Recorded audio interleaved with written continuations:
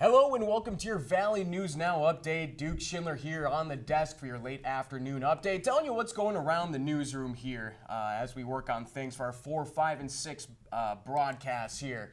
We do want to start with some breaking news. We did get new developments in the Tabias Walker trial. The man who police say beat another man in downtown Fargo on August 3rd, and he's now being charged with manslaughter. That'll be Tabias Walker, the 19-year-old that we're going to pull up right here. Tabias Walker, he was already facing an aggravated assault charge from the incident and is now being charged with manslaughter as well as aggravated assault with a dangerous weapon.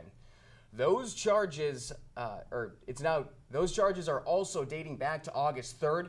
We have court documents saying that Walker allegedly assaulted 55-year-old John Pilchner, sending him to the hospital with critical injuries. He would later die 10 days later. Walker is being arraigned on these new charges in the afternoon of August 15th. We'll have more info on this case as we try our best to update you on all the recent crimes that we have had here around the area. And a little bit more breaking news we want to show you here. We talked to you yesterday about the fire in Outing, Minnesota. We have new developments on that as well. Go ahead and check out your screen here. We heard about it yesterday, that a Minnesota fire killed 2 people, 1 man and a woman. We were informed you yesterday at about 2:40 a.m. Cass County in Minnesota got a report of a fire on Shady Lane Northeast. First responders found the home fully in flames where the remains of the victims were found. We now received new information, and after autopsies, it is being determined that this is would be a murder-suicide. Medical examiners found a gunshot wound in the chest of 56-year-old Connie Pollock and a self-inflicted gunshot wound in 63-year-old Jack Pollock. Authorities have classified, like I mentioned, as a murder-suicide, and the investigation remains ongoing. I'll bring you back here. We've all been back to school at some point, and it's about that time. With some kids getting ready to head back to that classroom next week, the DEA is reminding parents to once again talk to their kids about the dangers of drugs. We want to pull this up here. According to 2025 numbers so far, DEA agents in North Dakota have seen an increase in methamphetamine use and powder fentanyl seizures. The DEA says they have confiscated nearly 70 pounds of meth, the most in over 5 years, and more than 67 potentially deadly doses of fentanyl.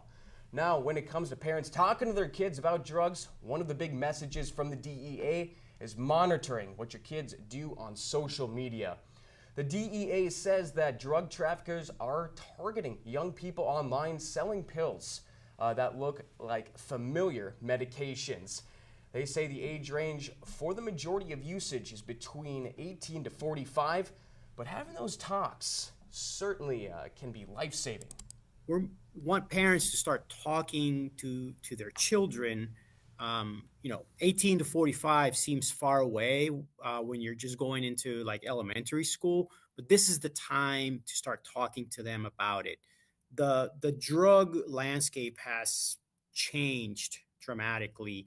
And, back in the 1960s when, drug experimentation was kind of what was happening, right now, the danger is that one pill can kill.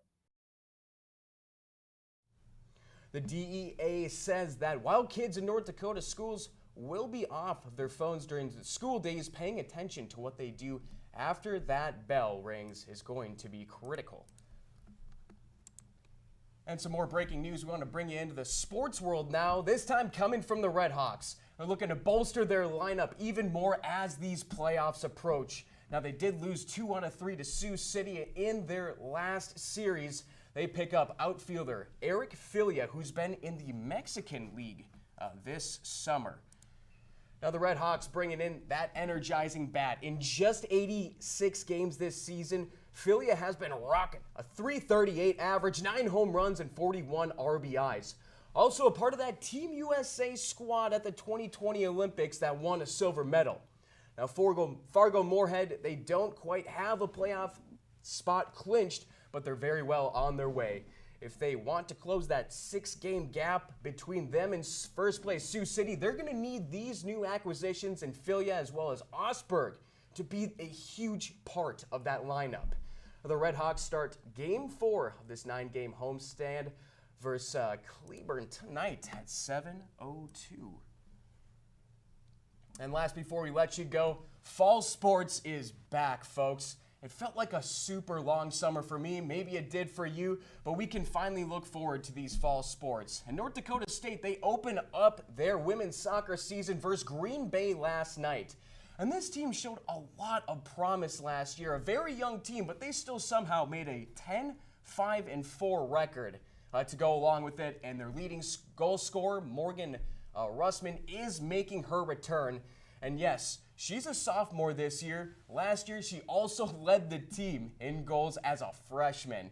We'll pull this up here. A 3-1 win in Green Bay, and they threw in a couple transfers that made a big difference.